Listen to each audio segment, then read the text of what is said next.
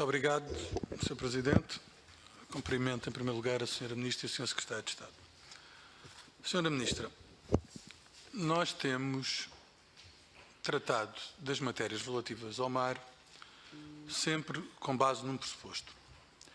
Esse pressuposto é, porventura, que o maior desafio que esta Comissão, o Parlamento, cada um de nós, como legisladores e decisores políticos, temos, é o desafio da extensão da plataforma continental.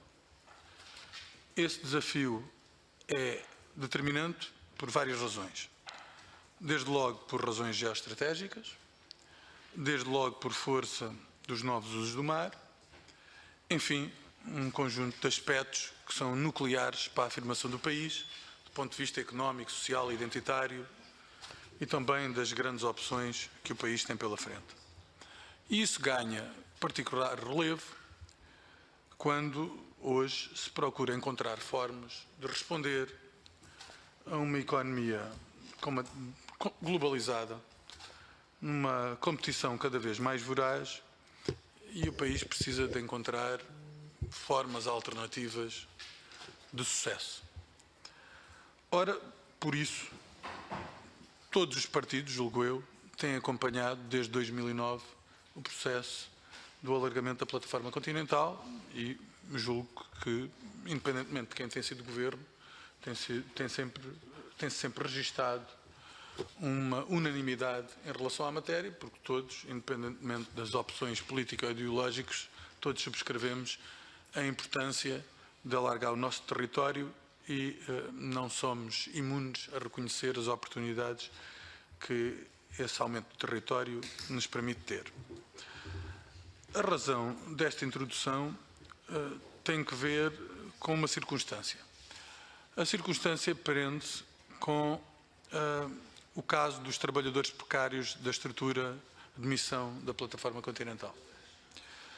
Ora, os grupos parlamentares têm sido informados a esse respeito.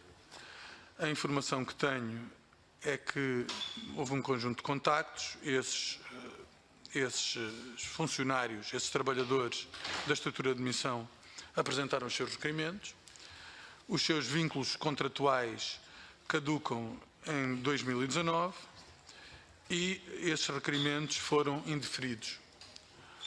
Ora, eu julgo que nós podemos, com facilidade, encontrar uma área em que seja necessário criar condições de estabilidade, de segurança, de certeza em relação aos trabalhadores. Nós não sabemos quando é que este processo culminará. A Sra. Ministra disse em tempos que, porventura, em 2020 o processo estará concluído. Não sabemos se será em 2020, 2021, até esperamos que seja em 2019. Isso seria o mais desejável. O facto é que, independentemente dele ser concluído em 2020 ou antes, estes trabalhadores, me parecem, pelo conjunto de conhecimentos que foram assumindo ao longo dos anos, são geógrafos, são oceanógrafos, são juristas, enfim, são um conjunto de pessoas muito qualificadas numa área determinante para o país e que a Sra. Ministra, e bem, considerou, na última vez que esteve na Assembleia da República, o dossiê mais estratégico para o país. Eu concordo absolutamente com essa afirmação. Agora, acho que esta situação de incerteza em relação a estes trabalhadores é uma situação indesejável e que nós temos que apostar em garantir que todo o conhecimento para uma área nuclear para o país se mantém aqui na esfera pública. Nós já tivemos a oportunidade aqui no passado até de discutir sobre matérias determinantes a este respeito. Nós dissemos, por exemplo, que um dos aspectos nucleares para o futuro do mar português é aquele de termos um conhecimento tão aprofundado do mar, ao ponto de depois, quando se tratar de proceder à exploração sustentável do fundo do mar, termos as ferramentas adequadas para o podermos fazer. Ora, isso convoca um conjunto de conhecimentos, desde o ponto de vista da investigação, da inovação, conhecimentos múltiplos, e isso exige que estas pessoas que neste momento estão no Estado, e estão no Estado desde 2009, se procure encontrar uma fórmula que lhes garanta solidez, que lhes permita estabilidade para continuarem a desempenhar uma missão que todos nós reputamos como a missão mais estratégica para o país. E, de facto, aquilo que se tem vindo a verificar é que, aparentemente, o Governo, não estou a dizer que é a Sra. Ministra, o Governo, em geral, tem estado desencontrado deste desígnio, porque estes trabalhadores têm sido tratados como qualquer outros trabalhadores, como se não houvesse aqui uma situação muito particular e muito importante para o país. Os requerimentos que formularam foram rejeitados.